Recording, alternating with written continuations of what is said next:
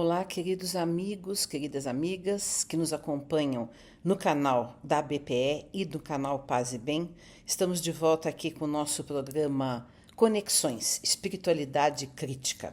E não poderíamos nessa semana deixar de fazer um comentário, uma análise crítica do filme que está sendo debatido, criticado, elogiado dentro e fora do movimento espírita, que é o Nosso Lar 2, Os Mensageiros.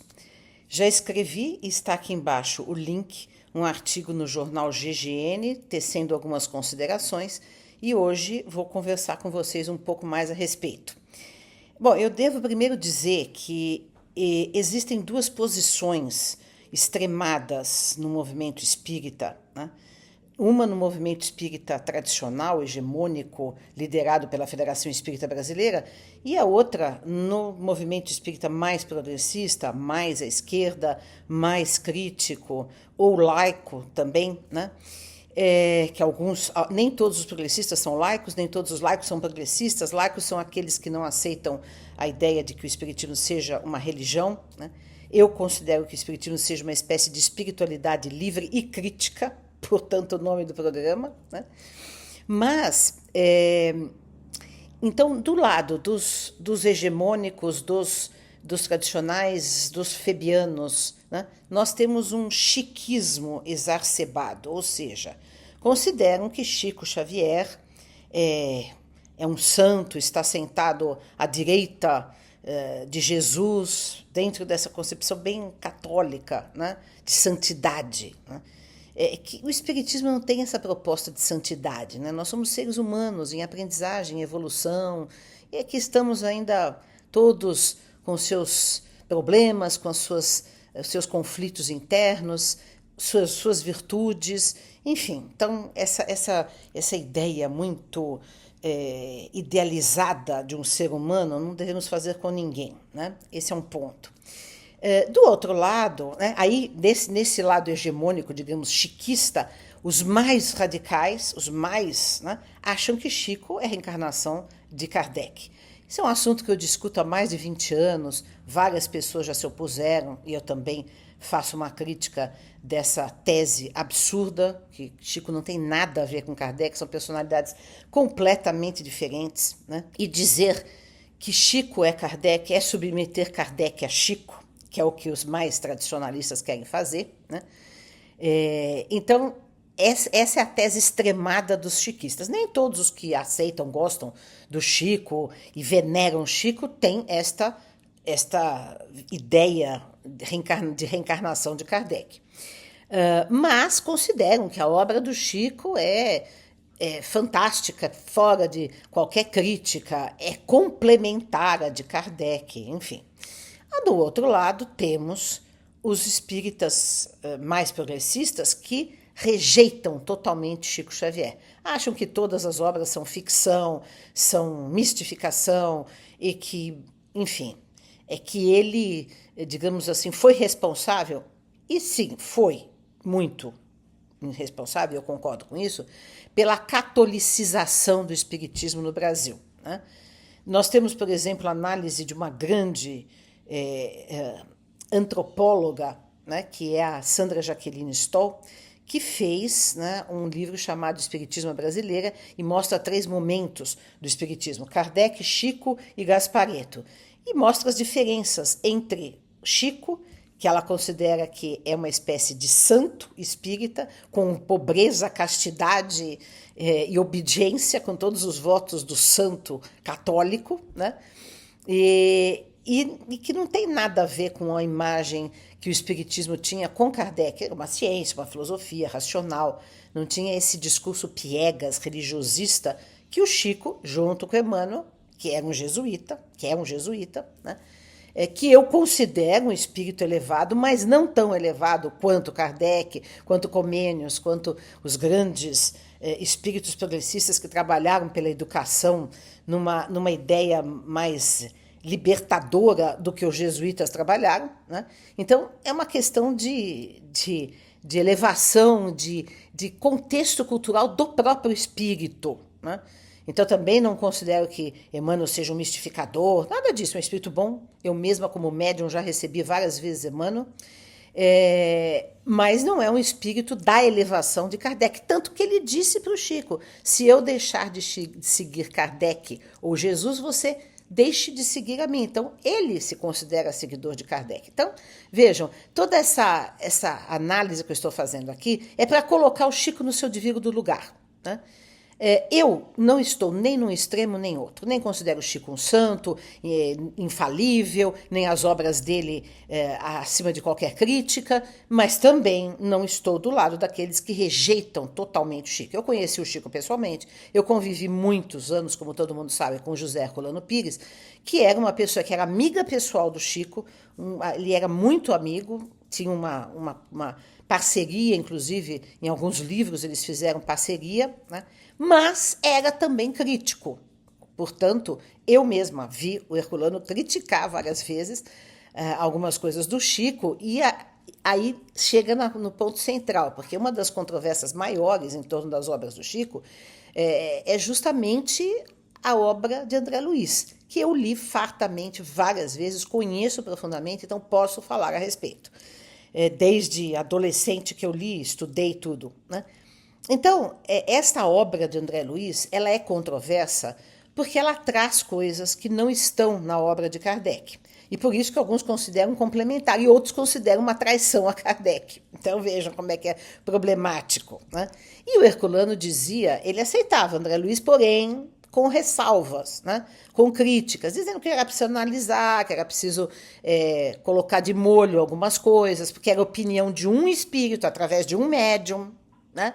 Então, esse tipo de análise que o Kardec recomendava que se fizesse de uma comunicação mediúnica, de uma obra mediúnica, Herculano fazia, e é isso que nós devemos fazer, né? E se há alguma coisa aproveitável, devemos aproveitar. Se há alguma coisa criticável, devemos criticar. Simples assim, como tudo na vida, né? Quer dizer, a ponderação, o juízo reto, o equilíbrio, o bom senso, assim indicam, né? E muito bem, o que nós temos aí diante de nós com esse filme Nosso Lar, que já teve o número 1, 10 anos atrás, que eu fiz uma crítica na época, e atualmente temos aí o número 2 com Os Mensageiros. O problema é que se nós formos pegar o livro Os Mensageiros, ele é muito melhor do que o filme. Ele é mais bem escrito, ele tem concatenação, ele tem um roteiro, né? E ele não é tão pesado em termos de punição, né, do que o livro, o filme do Wagner de Assis, né? Detalhe, né, essa questão do punitivismo que está em todas as religiões, que fez parte durante séculos e séculos e séculos, por exemplo, do catolicismo com o inferno, com fogo, né? Já estava ali nos gregos, com também com o Tártaro, né? com os romanos, enfim, né? Vejam que a ideia punitivista ela é muito arraigada nas religiões. E o próprio Kardec tem uma ideia punitivista. Ou seja, aquela coisa pesada, aquele moralismo indigesto, que faz com que a religião se torne algo opressor do indivíduo, né? E não libertador, não emancipador, não pedagógico.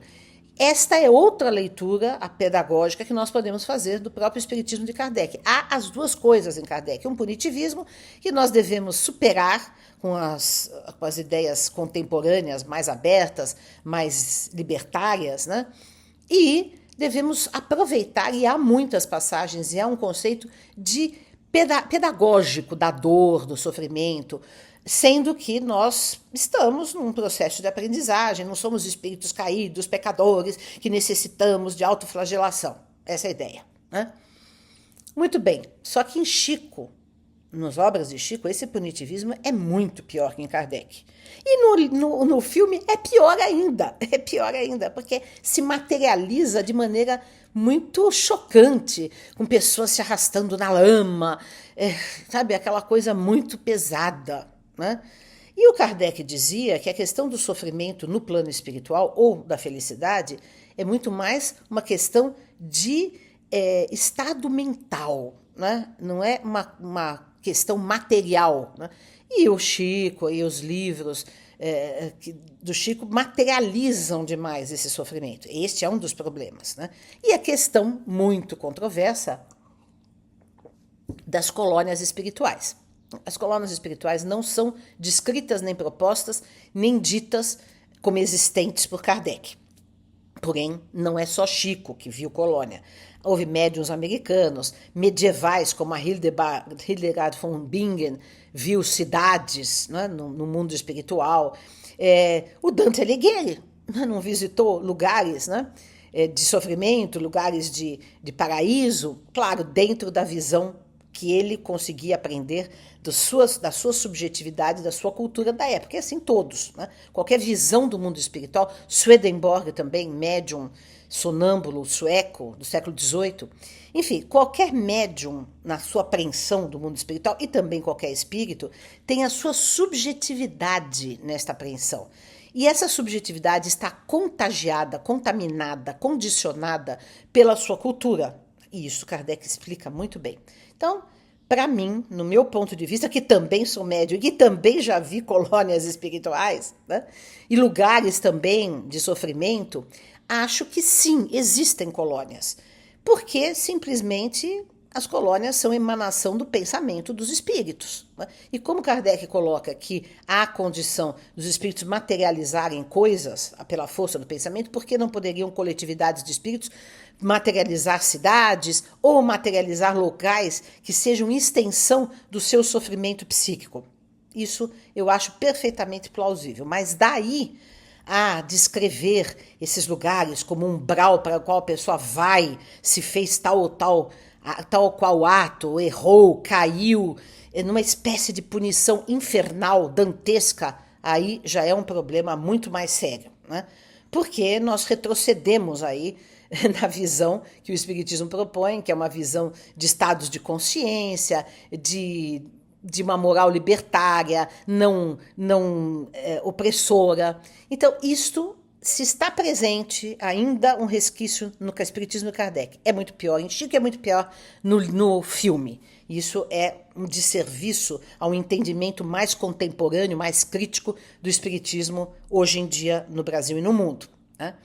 Outra questão que também me pega, e isso eu falei lá no nosso lar antigo, né, é como que as pessoas, os atores, né, que aliás a maioria não são bons atores neste filme, como não era no nosso lar, salva-se o Edson Celulari, que escapa dessa crítica que eu vou fazer aqui agora. Os atores não sabem, e a direção também, e as pessoas não sabem como representar o bem.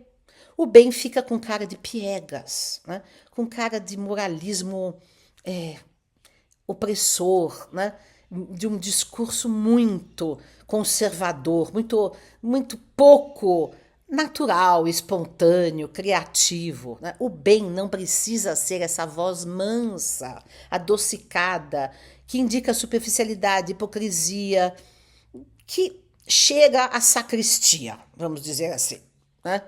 Quer dizer, não, isso não é espiritismo, isso não é moral aberta, livre, emancipatória, né? Kardec, no Evangelho segundo o Espiritismo, fala do homem de bem, podemos falar do homem e da mulher de bem.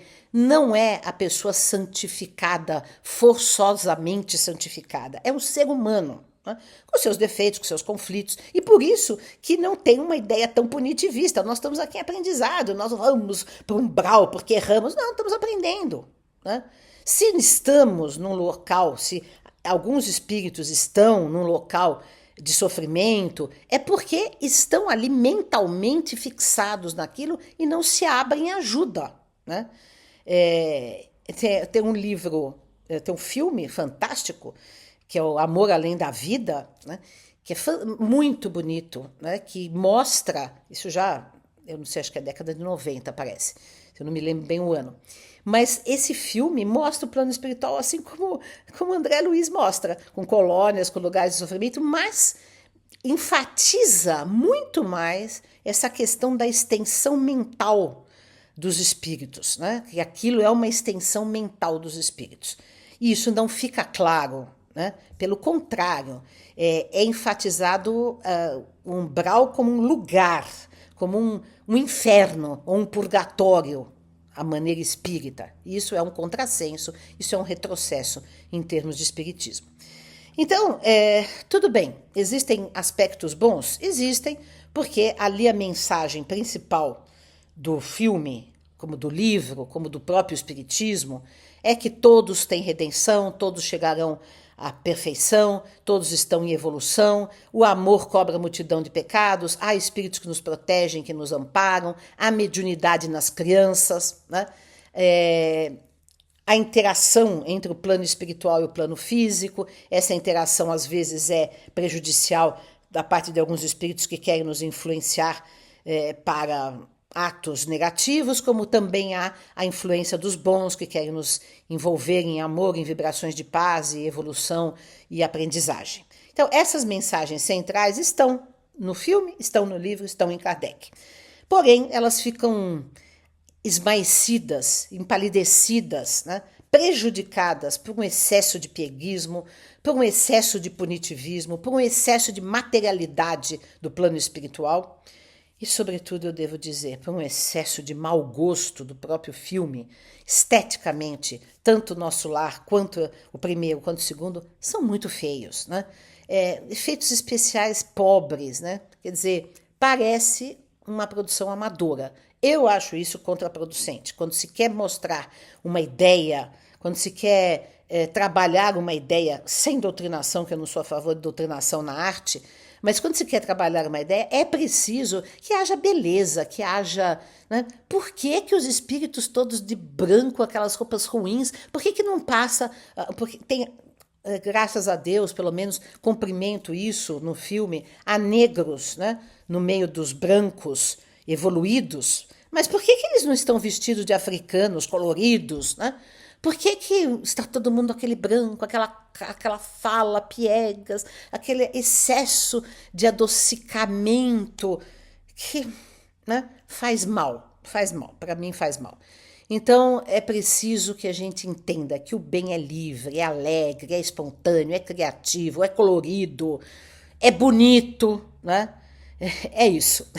Não é essa coisa, né, que esses filmes liderados, financiados e apoiados pela FEB, Federação Espírita Brasileira, que também tem uma visão tão empobrecida do próprio espiritismo, né, apresentam. Né? E é isso o que eu gostaria de comentar com vocês nessa análise que nós fazemos hoje. Leiam o artigo que escrevi no Jornal GGN esta semana, o link está aqui embaixo, e vamos continuar aqui com as nossas análises críticas. Esta análise de hoje foi mais direcionada ao espiritismo, embora o programa seja aberto e fale de todas as religiões, de todas as espiritualidades, de todas as modalidades de abordagem da espiritualidade, mas hoje, como nós estamos aí diante de uma notícia, de um debate público em torno do filme, eu quis também trazer esta abordagem, esta crítica, esta análise a respeito do Nosso Lar 2. Um grande abraço a todos e todas.